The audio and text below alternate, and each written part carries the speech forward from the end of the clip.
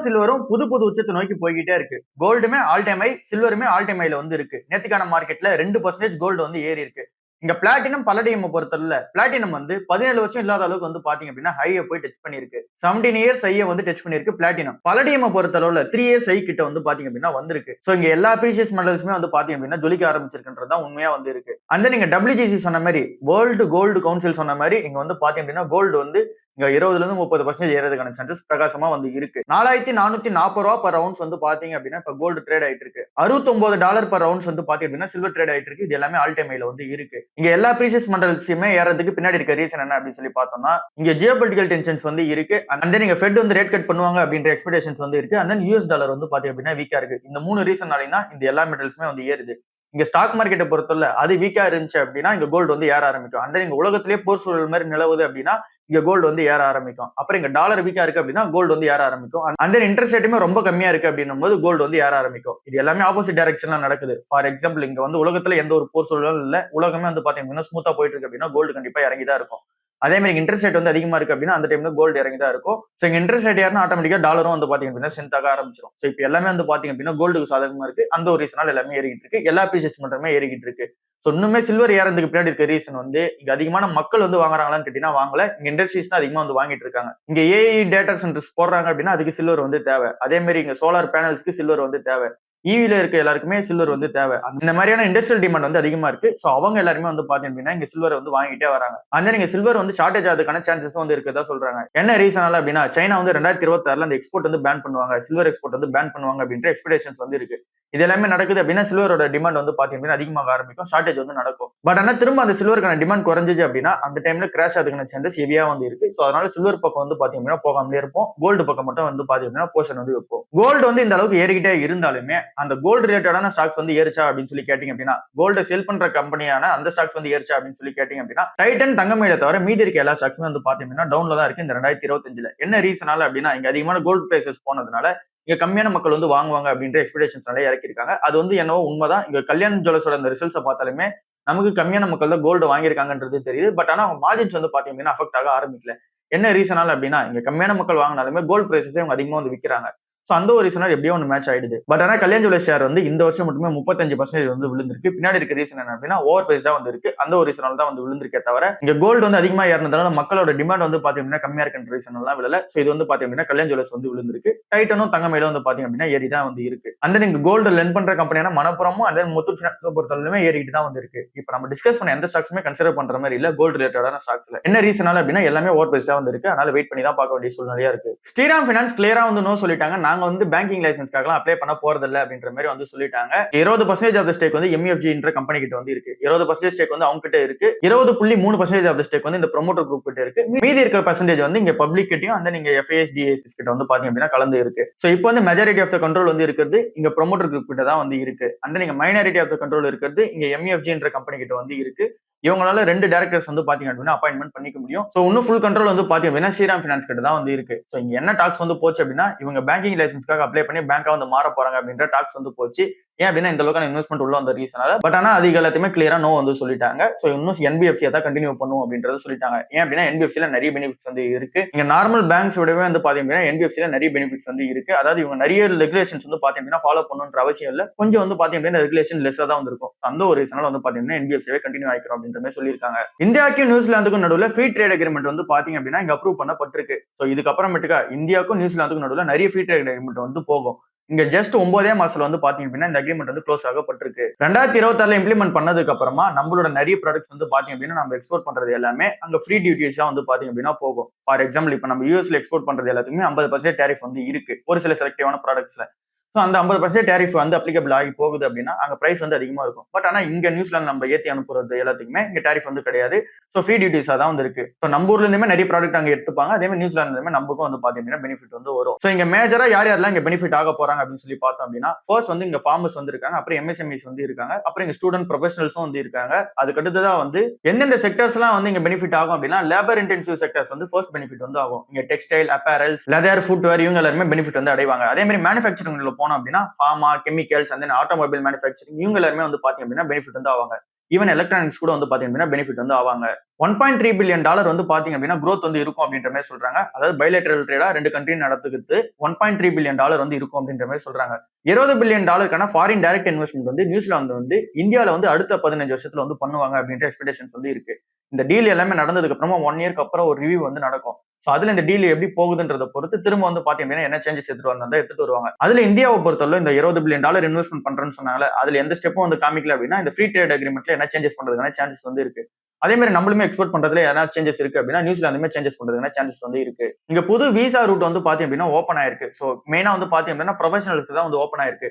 AYUSH doctor, chef, music teachers இவங்க எல்லாருக்குமே வந்து பாத்தீங்க அப்படின்னா புது விசா ரூட் வந்து ஓப்பன் ஆயிருக்கு. 5000 விசாஸ் வந்து பாத்தீங்க அப்படின்னா ஒரு 3 வருஷத்துக்கு வேலிடா வந்து இருக்கும். அது எனி டைம் வந்து பாத்தீங்க அப்படின்னா நீங்க அப்ளை பண்ணிட்டு யூஸ் பண்ணிக்கலாம். இது எல்லாமே ப்ரொஃபஷனல்ஸ் அண்ட் தென் ஒர்க்கர்ஸ்க்கு. இதுவே நம்ம ஸ்டூடெண்ட்ஸ் பக்கம் போனோம் அப்படின்னா அங்கேயே ஸ்டடிஸ் முடிச்சுட்டு வந்து திரும்ப வந்து பாத்தீங்க அப்படின்னா ஒர்க்குக்கான விசா வந்து பாத்தீங்கன்னா கண்டினியூ பண்ற மாதிரி அந்த ஒரு ட்ரேட் அக்ரிமெண்ட் வந்து பாத்தீங்க அப்படின்னா போடப்பட்டிருக்கு. சோ இது எல்லாமே இந்தியாவுக்கு நியூசிலாந்துக்கும் நடுவில் நடந்த அந்த ட்ரேட் அக்ரிமெண்டா வந்து இருக்கு. நேத்திக்கான மார்க்கெட்ல நிஃப்டி ஐடி செக்டர் சூப்பரா வந்து ஏறி இருந்துச்சு. இல்ல Infosys, Wipro and then TCS இந்த மாதிரி கம்பெனிஸ் எல்லாமே வந்து பாத்தீங்க அப்படின்னா அதிகமா ஏறி இருந்துச்சு. இதுக்கு பின்னாடி இருக்க ரீசன் என்ன அப்படின்னு சொல்லி பார்த்தோம் அப்படின்னா எஃப்ஐஎஸ் கண்டினியூஸா வந்து செல் பண்ணிட்டு இருந்தவங்க இப்போ வந்து பாத்தீங்கன்னா கொஞ்சம் பை பண்ண ஆரம்பிச்சிருக்காங்க ஐடி செக்டர்ஸ்ல. அடுத்த ரீசனா வந்து இருக்குது ருப்பி வந்து வீக் ஆயிட்டு இருந்தது, திரும்ப வந்து ஸ்ட்ரென்தன் ஆக ஆரம்பிச்சிருக்கு. பட் ஆனா இது ஐடிக்கு வந்து பாத்தீங்க அப்படின்னா ஃபேவரபிள் கிடையாது. பட் ஆனாலுமே வந்து பாத்தீங்க அப்படின்னா இந்த ஒரு ரீசன் வச்சு ஏத்திருக்காங்க. இன்னும் ஃபர்தரா ரேட் கட் தான் நடக்கும் அப்படின்ற மாதிரி ஜெரம் போல் வந்து சொல்லியிருக்காரு. சோ இன்னும் ஃபர்தரா ரேட் கட்ஸ் வந்து இருக்கிறதுனால அதிகமான கிளைண்ட் ஸ்பெண்டிங் வந்து நடக்கும் அப்படின்ற ரீசனால ஐடி ஸ்டாக்ஸ் வந்து ஏறுது. அந்த டிஸ்கவுண்டட் வேல்யூஷன்ல ட்ரேட் ஆயிட்டு இருக்கு. அதனால ஐடி ஸ்டாக்ஸ் வந்து ஏத்துறாங்க. ஸோ ஓவராலா நம்ம பார்க்கும்போது இந்த ஒரு ரீசன்ஸ் வச்சு ஏத்தினாலுமே பட் ஆனா மார்க்கெட்ல வந்து பாத்தீங்க அப்படின்னா இந்த Q3 Q4 பொறுத்தவரை கொஞ்சம் வீக்கா தான் இருக்கும் ஐடி ஸ்டாக்ஸ் அப்படின்ற மாதிரி சொல்றாங்க. அதோட ஏர்னிங்ஸ் எல்லாமே கம்மியா இருக்கும்ன்ற மாதிரி சொல்றாங்க. ஏன் அப்படின்னா அந்த அளவுக்கான அந்த growth வந்து பாத்தீங்க அப்படின்னா இன்னும் அவங்களால காமிக்க முடியல அப்படின்ற மாதிரி சொல்றாங்க. Revenue wise and then profit wise வந்து வரும்போது இதுக்கு முன்னாடி வரைக்கும் என்ன மாதிரியான ஒரு growth வந்து காமிச்சாங்களோ அந்த அளவுக்கான growth வந்து இல்ல. அதே மாதிரி இந்த Q3 பொறுத்தவரை இது வந்து பாத்தீங்க அப்படின்னா கம்மியான ஒர்க்கிங் டேஸ் உள்ள ஒரு Q3 வந்து இருக்கு. ஏன் அப்படின்னா டிசம்பர் அண்ட் ஜனவரி பொறுத்தவரை ஹாலிடே சீசனா வந்து இருக்கு. அதனால கம்மியான ஒர்க்கிங் டேஸ் தான் வந்து இருக்கும். அதனால ப்ராஜெக்ட்ஸ் வந்து பாத்தீங்க அப்படின்னா அந்த அளவுக்கு வந்து கம்ப்ளீட் வந்து ஆயிருக்காது. ஸோ அதனால ரெவன்யூ வந்து பாத்தீங்க அப்படின்னா டிராப் ஆயிருக்கும். Q4 பொறுத்தவரையிலும் இதே தான் வந்து பாத்தீங்க அப்படின்னா தெரியுது அப்படின்ற மாதிரி வந்து சொல்றாங்க. ஏன் அப்படின்னா அதிகமான ப்ராஜெக்ட்ஸ் அதிகமான டீல்ஸ் வந்து பாத்தீங்கன்னா ஜெயிச்ச மாதிரி தெரியல அப்படின்ற மாதிரி இங்க உலகத்துல இருக்க எல்லா ஐடி கம்பெனிஸ்மே வச்சு சொல்றாங்க. இதுல அசென்சர் கம்பெனியை நம்ம மெயினா வச்சுட்டு அப்படியே வந்து பாத்தீங்க அப்படின்னா இந்தியன் ஐடி கம்பெனிஸ் கம்பேர் பண்ணோம் அப்படின்னா அசென்சரோட அந்த ரெவன்யூ growth பொறுத்தளவுல 5% வந்து ரெவன்யூ growth வந்து ஆயிருக்கு. பட் ஆனா அது பிக் லெவலான growth வந்து கிடையாது. இதே மாதிரி தான் இந்தியன் ஸ்டாக்ஸ் வந்து இருக்கும் அப்படின்ற மாதிரி சொல்றாங்க. Q3 Q4 கொஞ்சம் வீக்கா இருக்கும்னு சொல்றாங்க. இந்த ஒரு ரீசன்னால இப்போ வந்து பாத்தீங்கன்னா ரிலீஃப் ரேலியா இருந்தாலுமே மேபி வந்து பாத்தீங்கன்னா ஃபியூச்சர்ல கொஞ்சம் வந்து பாத்தீங்கன்னா பிரஷர் கிரியேட் ஆகலாம் அப்படின்ற மாதிரி சொல்லியிருக்காங்க. விப்ரோட சீஃப் டெக்னாலஜி ஆஃபீஸர் வந்து என்ன சொல்றாங்க அப்படின்னா 2026ல இப்போ எக்ஸ்பெரிமெண்ட்ல இருக்கிற இந்த ஏஜென்டிக் AI எல்லாமே வந்து பாத்தீங்க அப்படின்னா இங்க பிசினஸ் உள்ளே வந்து வர ஆரம்பிச்சிடும் அப்படின்ற மாதிரி வந்து சொல்றாங்க.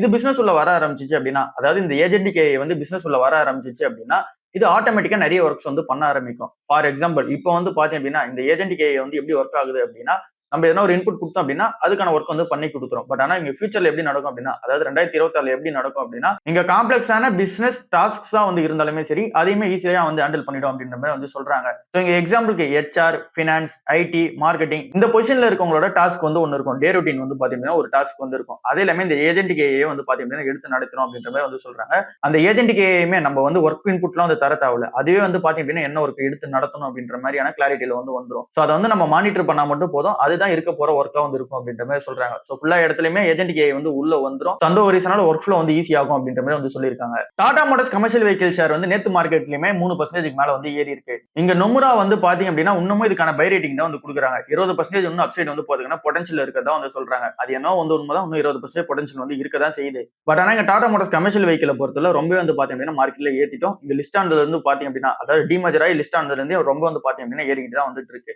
ஸோ அதனால சின்ன கரெக்ஷன்ஸ் வரதுக்கான சான்சஸ் வந்து இருக்கு. ஸோ அந்த ஒரு ரீசனால் டாடா மோட்டார்ஸ் பேசஞ்சர் வெஹிக்கிள் மட்டும் இப்போ நம்ம கன்சிடர் பண்ணுவோம். அதோட வேல்யூஷன்ஸ் ரொம்பவே சூப்பரா வந்து இருக்கு. இது வந்து பாத்தீங்க அப்படின்னா இந்த பிசினஸ் அன்லாக் பண்ணாங்கல்ல, ஸோ அது வந்து பாத்தீங்க அப்படின்னா அன்லாக் வந்து ஆயிடுச்சு. இங்க $400 மேல போன உடனே வந்து பாத்தீங்க அப்படின்னா பிரைஸ் ட்ரெண்டிங்ஸ் கொஞ்சம் அதிகமா தான் வந்து இருக்கு. ஸோ அந்த ஒரு ரீசனால் இதை வெயிட் பண்ணியே கன்சிடர் பண்ணுவோம். $400 கீழே இறங்கினா மட்டும் கன்சிடர் பண்ணுவோம். அது வரைக்கும் இங்க மேல போகுது அப்படின்னா இங்க பேசஞ்சர் வெஹிக்கிள் மட்டும் கன்சிடர் பண்றது பெட்டரா வந்து இருக்கு. ஏத்தர் எனர்ஜி வந்து $3000 பர் ஸ்கூட்டர் வந்து பாத்தீங்க அப்படின்னா ஏத்த போறாங்க விலையை. ஜனவரி 1ஆம் தேதியில இருந்து இங்க 2026 ஜனவரி 1ஆம் தேதியில இருந்து $3000 வந்து பாத்தீங்க அப்படின்னா ஒரு ஸ்கூட்டர்லயுமே வந்து ஏத்த போறாங்க. இது எல்லா வேரியன்ட்ல இருக்க ஏத்தர் ஸ்கூட்டர்ஸுமே வந்து பாத்தீங்க அப்படின்னா அப்ளிகபிள் அப்படின்ற மாதிரி வந்து சொல்லியிருக்காங்க. ஏன் இவங்க $3000 ஏத்துனாங்க அப்படின்னா அதிகமான ரா மெட்டீரியல் காஸ்ட் வந்து உங்களுக்கு தேவைப்படுது. அதாவது இந்த வண்டியை தயாரிக்கிறதுக்கான ரா மெட்டீரியல்ஸ் வந்து பாத்தீங்க அப்படின்னா அதிகமான காசு கொடுத்து வாங்குறாங்க. ஸோ அதை மேட்ச் பண்றதுக்காக ஏத்துறாங்க. அடுத்ததா இங்க ஃபாரெக்ஸ் இம்பாக்ட் வந்து இருக்கு. சோ இங்க வீக்கா ருப்பி ஆக ஆக இந்த கம்பெனிக்கு அது ஒரு பெரிய பிரச்சனை. சோ அதை சரி பண்றதுக்காகவும் ஏத்துறாங்க. அடுத்ததா வந்து இருக்கிறது எலக்ட்ரானிக்ஸும் அப்புறம் இதோட கீ காம்பனன்ட்ஸோட பிரைஸும் வந்து பாத்தீங்க அப்படின்னா ஏறிக்கிட்டே இருக்கு. சோ இது எல்லாத்தையும் கம்பைன் பண்ணி தான் எங்க பிரைசஸ் வந்து 3000 ரூபாய் வந்து ஏத்திருக்காங்க. சோ இது ஜனவரி 1ஆம் தேதியில இருந்து அப்ளிகபிள் ஆக போகுது. இந்தியன் ஹோட்டல்ஸ் கம்பெனி லிமிடெட் வந்து ஃபர்ஸ்ட் டைமா எஜிப்ட்ல வந்து என்டர் ஆயிருக்காங்க. 300 ரூம்ஸ்க்கான அந்த சைனிங் வந்து பாத்தீங்க அப்படின்னா பண்ணப்பட்டிருக்கு. தாஜ் ஹோட்டல் வந்து கைரோல வந்து பண்ணிருக்காங்க. அதனால இது தாஜ் கைரோ அப்படின்ற மாதிரி சொல்றாங்க. இங்க கைரோன்றது ஒரு பிளேஸா வந்து இருக்கு. இது எஜிப்ட்ல உள்ள ஒரு பிளேஸா வந்து இருக்கு. இந்த லொகேஷனுமே வந்து பாத்தீங்க அப்படின்னா ஒபேரா ஸ்கொயர்ல வந்து இருக்கு. இது வந்து ரைட் கார்னர்ல ஆர்ட் ஆஃப் கைரோல வந்து பாத்தீங்க அப்படின்னா இருக்கு. சோ எஜிப்ட்ல வந்து பாத்தீங்க அப்படின்னா மெயினான டூரிசம் பிளேஸா இது வந்து இருக்கு. சோ அந்த இடத்துல வந்து பாத்தீங்க அப்படின்னா இந்த சைனிங் வந்து பண்ணிருக்காங்க. சோ இதுலயுமே மேனேஜ்மெண்டா தான் இந்தியன் ஹோட்டல்ஸ் கம்பெனி வந்து பண்ண ஆரம்பிப்பாங்க.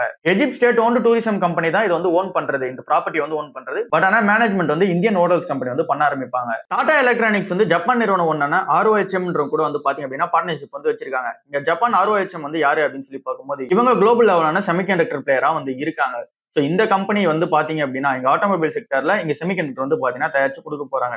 எல்லா வீக்கிலுமே வந்து பாத்தீங்க அப்படின்னா செமிகண்டக்டர் வந்து மெயினான ரோல் வந்து பிளே பண்ணுது. சோ இதை வந்து டாடா எலக்ட்ரானிக்ஸ் வந்து யூஸ் பண்ணிக்க போறாங்க. டாடா வந்து பாத்தீங்க அப்படின்னா அசம்பிள் வந்து பண்ண ஆரம்பிப்பாங்க. டெஸ்டிங்கும் அசம்பிளும் வந்து பாத்தீங்க அப்படின்னா இங்க செமிகண்டக்டர் சிப்பா வந்து பாத்தீங்கன்னா பண்ண ஆரம்பிப்பாங்க. மாஸ்ஃபெட் சிப்னு சொல்லுவாங்க. சோ இதுல வந்து EV அந்த வெஹிக்கிள்கான அந்த ஒரு செமிகண்டக்டர் சிப்ஸ் எல்லாமே இது உள்ள வந்து வரும். சோ அது எல்லாமே இங்க டெஸ்டிங் அந்த அசம்பிளி வந்து பாத்தீங்க அப்படின்னா பண்ண ஆரம்பிப்பாங்க.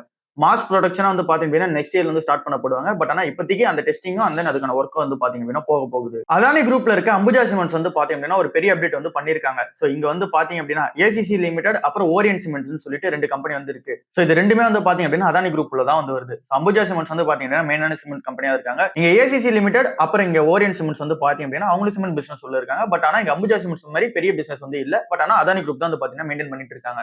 இப்போ அம்புஜா சிமெண்ட்ஸ் என்ன பிளான் பண்றாங்க அப்படின்னா ஒரே குரூப் ஆஃப் என்டிட்டியா வந்து பாத்தீங்கன்னா மாத்திரலாம் சிமெண்ட் கம்பெனி ஃபுல்லா அப்படின்னு சொல்லி பிளான் பண்ணிருக்காங்க. அந்த ஒரு ரீசனால இங்க ஓரியன்ட் சிமெண்ட் அப்புறம் ACC லிமிடெட் ரெண்டுமே வந்து பாத்தீங்க அப்படின்னா இங்க மெர்ஜ் ஆகி அம்புஜா சிமெண்ட்ஸ் உள்ள வந்து போக போகுது. சோ இதுக்கப்புறமேட்டுக்கு அம்புஜா சிமெண்ட்ஸ்ன்ற ஒரு கம்பெனி தான் இருக்கும். சிமெண்ட் பிசினஸ் எல்லாமே கன்சாலிடேட் வந்து பண்ண போறாங்க. அம்புஜா சிமெண்ட்ஸ் கீழ இருக்கிற இந்த ஓரியன்ட் அண்ட் ACC லிமிடெட் எல்லாமே வந்து பாத்தீங்க அப்படின்னா ஒரே மெர்ஜரா வந்து பாத்தீங்க அப்படின்னா நடக்க போகுது. ஒரே கம்பெனியா வந்து பாத்தீங்க அப்படின்னா வரப்போகுது. சோ இப்போ இந்த ஷேர் ஸ்வாப் வந்து எப்படி நடக்க போகுது அப்படின்ற ரேஷியோ வந்து பார்க்கலாம். இப்போ நம்ம ஓரியன்ட் சிமெண்ட் ஷேர் வந்து வச்சிருந்தோம் அப்படின்னா இங்க 100 ஓரியன்ட் ஷேர் வந்து வச்சிருக்கோம் போது 33 அம்புஜா ஷேர்ஸ் வந்து பாத்தீங்க அப்படின்னா கொடுப்பாங்க.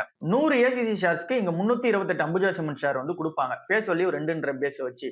சோ இது வந்து பாத்தீங்க அப்படின்னா ரெண்டு கம்பெனி ஒன்னாக போகுது. இதுதான் ஷேர் ஸ்வாப்க்கான அந்த ரேஷியோ வந்து இருக்கு. இப்போ நம்ம சொன்ன அமௌண்ட்டை நீங்க எவ்வளவு ஷேர்ஸ் வச்சிருக்கீங்களோ அந்த ரேஷியோல வந்து கால்குலேட் பண்ணிக்கோங்க. அந்த அமௌண்ட் ஆஃப் த ஷேர் வந்து உங்களுக்கு வர ஆரம்பிக்கும். இது வந்து அம்புஜா சிமெண்ட்ஸ் வந்து ஒன்னாக போறாங்க. அதுக்கான நியூஸா வந்து இருக்கு. இன்னைக்கான மார்க்கெட்ல ஃபோக்கஸ் பண்ண வேண்டிய ஒரு 7 ஸ்டாக்ஸ் வந்து இருக்கு. அது என்ன அப்படின்னு சொல்லி பார்க்கும்போது எம்கியூர் பார்மாசூட்டிக்கல் வந்து ஃபர்ஸ்டா இருக்கு. போவிஸ்டான்றத வந்து லான்ச் பண்றாங்க. இது வந்து வெயிட் லாஸ் ட்ரக்கா வந்து பாத்தீங்க அப்படின்னா இந்தியால லான்ச் பண்ண போறாங்க. இங்க நோவா நார்டிஸ்கோட வீகோவி ப்ராடக்ட் இருக்குல்ல அதை விடவே இது வந்து 15 to 20% வந்து பாத்தீங்க அப்படின்னா லெஸ்ஸான பிரைஸ்ல வந்து இருக்கும் அப்படின்றத சொல்றாங்க. பட் ஆனா இதுவும் வெயிட் லாஸ் ட்ரக்கா தான் வந்து இருக்கு. இது எம்கியூர் பார்மாசூட்டிக்கல் ஒரு அப்டேட்டா இருக்கு. அடுத்ததா ஆர்செலார் மிட்டால்ன்ற கம்பெனி வந்து இருக்கு. இந்த கம்பெனி வந்து $900 million வந்து பாத்தீங்க அப்படின்னா இன்வெஸ்ட்மெண்ட் வந்து பண்ண போறாங்க 1 gigawatt ரினியூவபிள் எனர்ஜி ப்ராஜெக்ட்காக. சோ இது மூலமா இவங்களால பவர் காஸ்ட் வந்து பாத்தீங்க அப்படின்னா கண்ட்ரோல் பண்ணிக்க முடியும். அண்ட் தென் கிளீன் எனர்ஜியை வந்து யூஸ் பண்ணி தானே வந்து ஒர்க் பண்றாங்க. சோ அதனால ஸ்டில் ஆபரேஷன்ஸ்மே வந்து பாத்தீங்க அப்படின்னா இன்னும் ஒர்க் ஃப்ளோ வந்து அதிகமா இருக்கும் அப்படின்றது எக்ஸ்பெக்டேஷன்ஸா இருக்கு. அடுத்ததா சம்வதனா மதர்சன்ன்ற ஷேர் வந்து இருக்கு. ஆட்டோமேட்டிவ் வயரிங் ஹார்னஸ்ல இந்த கம்பெனி வந்து பாத்தீங்கன்னா பெரிய ஸ்பெஷலிஸ்டா வந்து இருக்காங்க. சோ இந்த ஆட்டோமேட்டிவ் வயரிங் ஹார்னஸ் பிசினஸே வந்து பாத்தீங்க அப்படின்னா நெக்ஸான் என்டிட்டிஸ்ன்ற ஒரு கம்பெனி கிட்ட வந்து இருக்கு. அதை வந்து பாத்தீங்க அப்படின்னா அக்யூர் வந்து பண்றாங்க. இங்க நெக்ஸான் என்டிட்டிஸ் வந்து பாத்தீங்க அப்படின்னா ஏற்கனவே ஆட்டோமேட்டிவ் வயரிங் ஹார்னஸ்ல வந்து இருக்காங்க. சோ அந்த பிசினஸே வந்து பாத்தீங்க அப்படின்னா அக்யூர் வந்து பண்றாங்க.